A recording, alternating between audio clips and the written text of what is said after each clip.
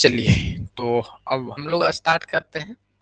बाकी जितनी चीज अपनी तरफ से था वो हमने आपको बता दी, और अब हम लोग लेखा शास्त्र को देखेंगे।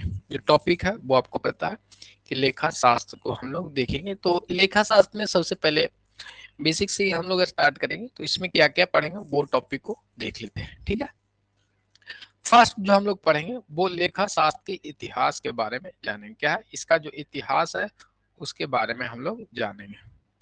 सिंपली आपको पता होना चाहिए इसका जो इतिहास है उसके बारे में आपको जानना होगा। बेसिक आपको यानी अकाउंटिंग का परिचय हम लोग देख रहे हैं, तो अकाउंटिंग के परिचय से एक दो क्वेश्चंस हर एग्जाम में किसी भी टाइप का आपका एग्जाम होगा तो देखने को मिलेगी। ठीक है, सेकंड चीज देखेंगे लेखा शास्त्र। लेखा शास्त्र लेखांकन, लेखांकन एवं पुस्त पालन। पुस्त पालन क्या, अब नॉर्मली जो स्टूडेंट होते हैं उनको लेखा शास्त्र, लेखांकन और पुस्त पालन में क्या डिफरेंस है, इन सभी चीजों को में थोड़ा सा दिक्कत होती है। नॉर्मल चीजें है तो सभी एक ही पार्ट का, बट थोड़ा थोड़ा सब में डिफरेंस होते हैं।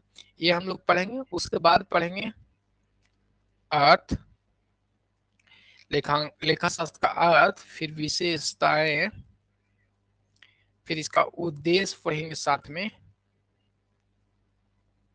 उद्देश्य।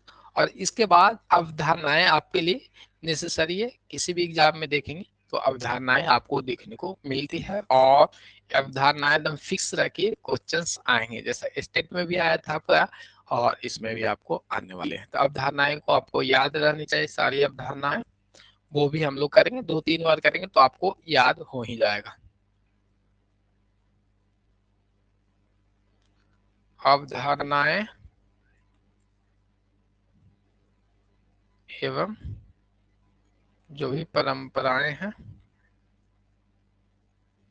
उसको हम लोग देखेंगे। ठीक है, तो यानी लेखांकन के बारे में स्टार्टिंग जो क्लासेज होगी 18 टॉपिक को यानी चैप्टर्स 1 भी करके इसको पढ़ सकते हैं हम, कि इन सभी टॉपिक को आपको कवर करना होता है। तो सबसे पहले लेखांकन की बात करते हैं। तो लेखांकन का बीज जो है वो बेबीलोनिया में बोया गया था, इजिप्ट में ही। और आपको पता है कि वाणिज्य नगरी किसे कहा जाता है वो आपको जानकारी होना चाहिए। वाणिज्य नगरी किसे कहते हैं तो वो बेबीलोनिया को बोला जाता है, बेबीलोनिया का बोला जाता है। ठीक है, तो ये ध्यान में रखना है। और सबसे पहले जो इसकी शुरुआत की हम लोग बात करते हैं तो भारत में तो कौटिल्य के समय से ऐसे माना जाता है, और 2500 BC पूर्व से इसका जनक माना जाता है। स्टार्टिंग प्राचीन समय में हमने देखा, प्राचीन काल में हमने पाया था कि किसी भी चीज को लेन देन में आपको पट्टी पे यानी जो एक चीट मट्टी का बर्तन होते थे या पट्टी उसको बोलते हैं, उस पे लेखा किया जाता था। उस समय तो उतना डेवलप कागज पेज था नहीं, तो उसी पे किया जाता था। ठीक है, अब देख लेते हैं। और इसका लेखांकन का जन्मदाता किसे कहा जाता है यानी फादर्स ऑफ अकाउंटिंग किसे कहते हैं वो आपको पता ही होगा, लुकास पेसियोलियो।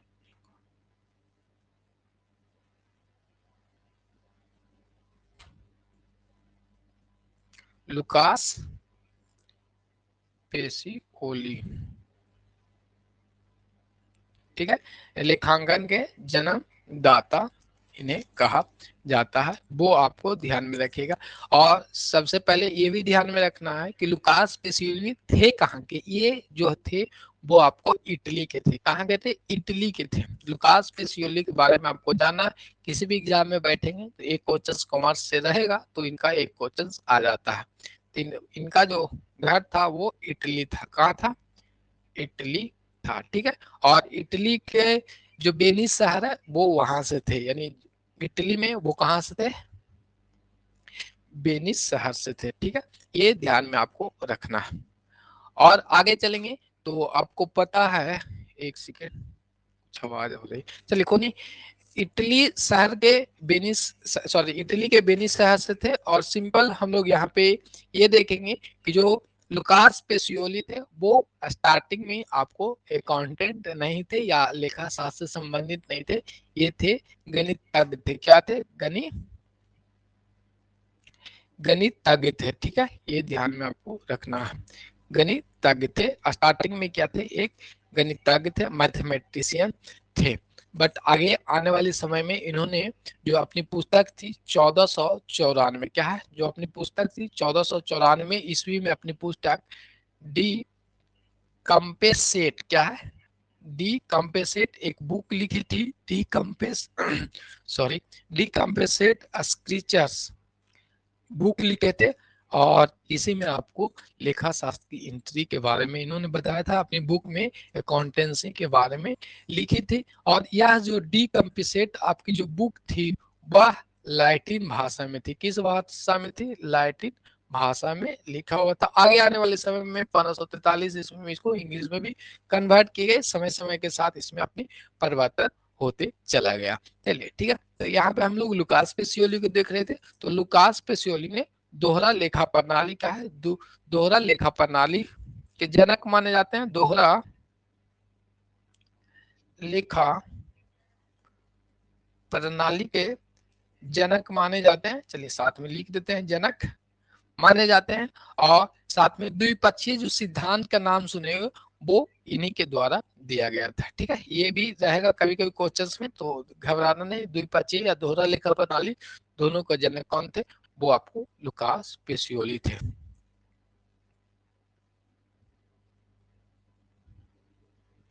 द्विपक्षीय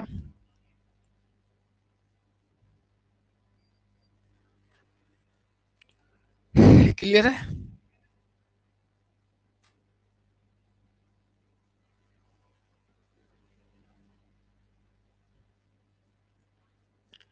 चलिए, तो यहाँ तक कोई डाउट नहीं होगा।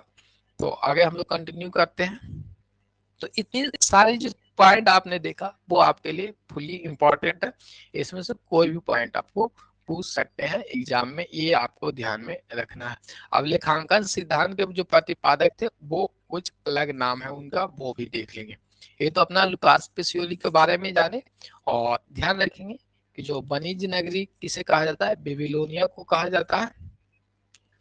और आपको अकाउंटिंग का जनक यानी लेखा शास्त्र का जनक किसे कहते हैं? लुकास पेसियोली के कहते हैं, जो कि एक गणितज्ञ थे। और समय के साथ इन्होंने इसमें इंटरेस्ट दिखाई और जनक अपने बने लेखा शास्त्र का। 1494 में डी कंपिसेट शिक्षक इन्होंने बुक लिखा था जो लैटिन भाषा में थी। दोहरा लेखा प्रणाली के जनक और द्विपक्षीय लेखा के सिद्धांत ये थे इनके पास। क्लियर है? इसके बाद आगे हम लोग चलते हैं।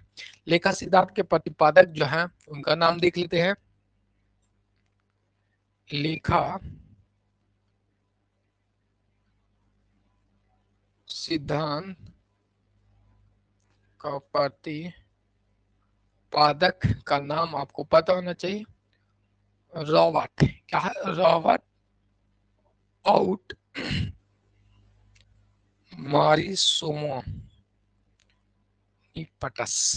ठीक है, कुछ थोड़ा मेरा नाम है मारी समो निपटस, जो लेखा सिद्धांत के प्रतिपादन किए थे।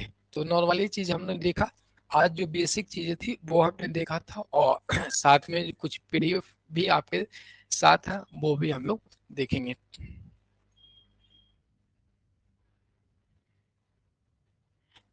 तो कुछ चीजें आपको यहाँ पे देख लेंगे।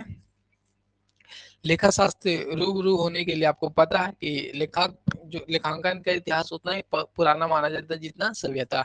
अब ये बात क्यों लिखा हुआ वो आपको देखना है। ठीक है, ये बात क्यों लिखा हुआ? जैसे आपको पता है कि कोई भी चीज हमने स्टार्टिंग से ही लेन देन किए थे। जब प्राचीन काल में आदि मानव के बाद जब हम लोग आए तब सभ्यता का विकास हुआ। सभ्यता का विकास तो आदि मानव के बाद हुआ। उसी समय से जैसे ही मानव में बुद्धि आई तो कोई भी चीजों को लेखन करना स्टार्ट कर लिए थे। तो इसीलिए कहा जाता है कि लेखांकन का इतिहास उतना ही पुराना है जितनी अपनी सभ्यता।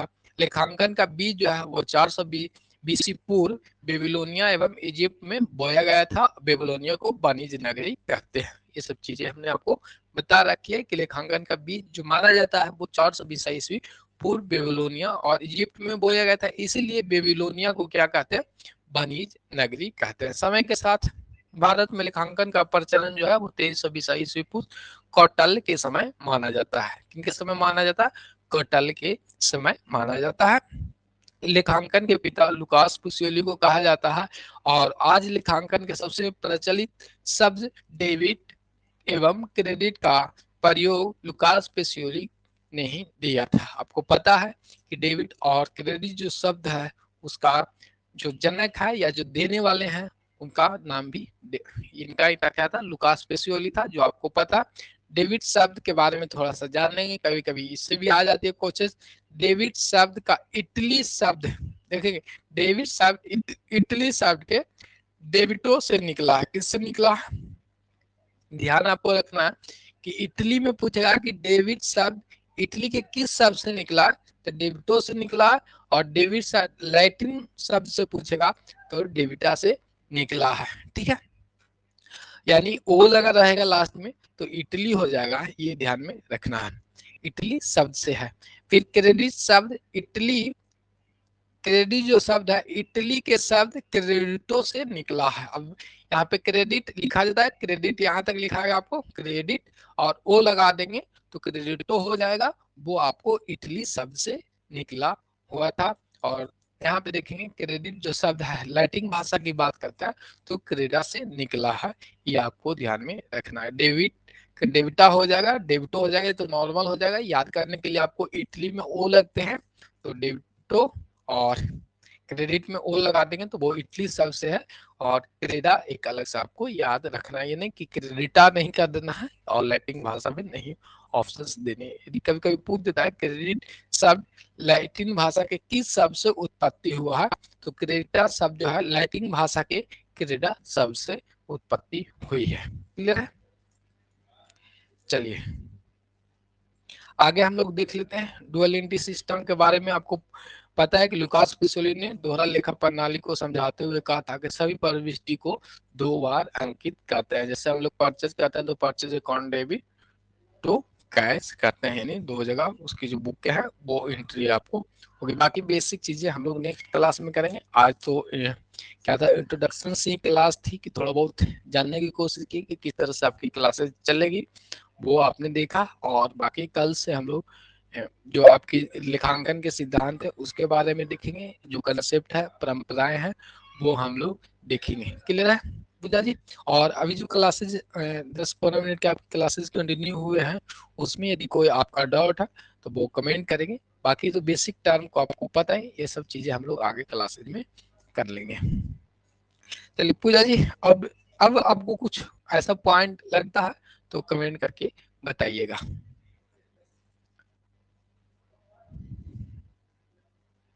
चलिए जल्दी से कमेंट करेंगे।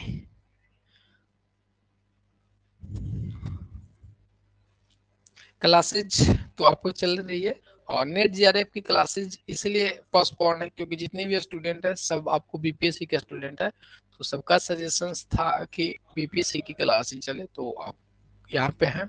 और ऐसा कोई स्टूडेंट रहेंगे तो उस पर भी आज क्लासेज अनाउंस करेंगे। यदि फुल्ली कोई स्टूडेंट है जो नेट जीआरएफ के लिए ही ज्वाइन हुआ है तो उनके लिए भी क्लासेज कंटिन्यू करेंगे। यदि सभी लोग बीपीएससी वाले स्टूडेंट है तो सब लोग यहाँ पे ही शिफ्ट हो जाएंगे, ये ध्यान में रखना है। चलिए पूजा जी, आपका कोई कमेंट?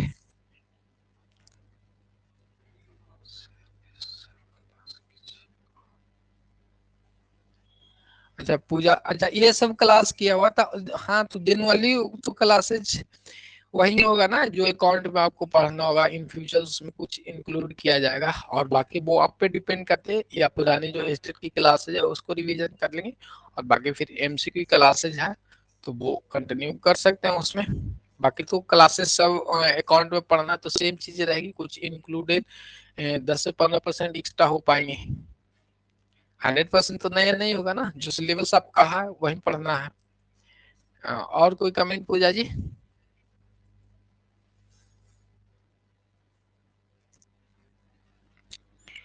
चलिए बाकी फिर सिलेबस देगा या फिर सिलेबस में टॉपिक देगा कि ये टॉपिक पढ़ेंगे तो वो टॉपिक को हम लोग सिर्फ कवर करेंगे। ऐसे तो होल कंबाइंड ही हम लोग को पढ़ना पड़ेगा।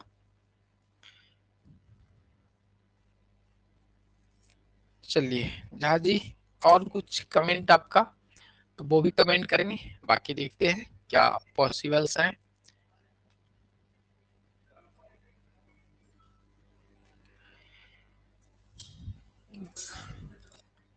चलिए और कोई सजेशंस आपका है, या सर फर्स्ट चैप्टर से एमसीक्यू करवा दीजिए।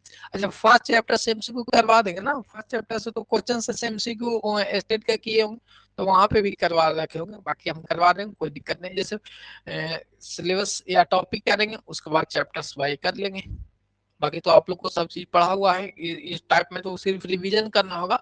और नोटिफिकेशंस यदि सिलेबस का देता है और उसमें टॉपिक दिया रहेगा, जैसे सिलेबस रहेगा अकाउंट तो कौन कौन सा टॉपिक पढ़ना, तो टॉपिक वाइज हम लोग पढ़ लेंगे, ठीक है। और बाकी तो एमसीक्यू हम लोग करेंगे ही। और डायरेक्ट नहीं करा सकते ना, बहुत सारे जैसे स्टूडेंट, एक स्टूडेंट फ्रेश स्टूडेंट एडमिशन लिए हैं तो डायरेक्ट एमसीक्यू करवाएंगे तो दिक्कत हो जाएगा ना, उनको तो क्लासेज हमें देना ही पड़ेगा, उसके बाद ही एमसीक्यू पे आएंगे, ठीक है। चलिए तो और कोई डॉट है या कुछ और आपका विचार है तो वो बता लेंगे, क्योंकि स्टार्टिंग का क्लासेज है तो वो हम लोग देख लेते हैं कि क्या क्या आपको फैसिलिटी चाहिए, वो उस पर हम लोग फोकस करेंगे।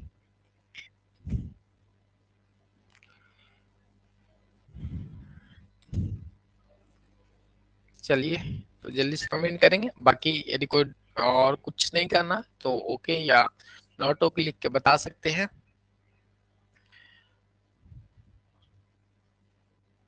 टॉपिक्स वाइज भी कर लेंगे। अच्छा टॉपिक वाइज भी कर देंगे। अरे टॉपिक, हाँ तो वो ही तो है ना, टॉपिक आएगा तो टॉपिक वाइज ही करेंगे ना। ऐसे तो जनरली था, स्टेट में भी था कि डिटेल में पढ़े थे, यहाँ पे भी अभी सिलेबस आपका नहीं है तो डिटेल में पढ़ना पड़ेगा ना, कि क्या पता कहाँ से पूछ दे। जैसे 11 से यहाँ स्टार्ट है तो 11 12 और भी कौन को आपको कवर करना, कम से कम इतना कवर करना पड़ेगा कि क्या पूछ दे इसका क्या पता। टॉपिक देगा तो टॉपिक से पूछेंगे, और टॉपिक के साथ साथ जो इम्पोर्टेंट टॉपिक चलेगा पता कि लगता है कि इस टॉपिक को पढ़ना चाहिए इन फ्यूचर्स, उसमें से क्वेश्चंस आ सकते हैं, तो उस टॉपिक को भी हम लोग चैप्टर वाइज कवर कर लेंगे, ठीक है। तो आज के लिए हम लोग यहीं पे रखते हैं, बाकी चीजों को रिवीजन करके रखिएगा, और take care and bye bye. फिर हम लोग आपको, आज ट्यूसडे हो गया ना, तो फिर वेडनेसडे को मिलते हैं। अच्छा टीटीएस में रह जाएगा ना क्लास, अच्छा कोई नहीं, वेडनेसडे को ही कर लेते हैं। फिर MWF बताए थे ना, एक सेकेंड,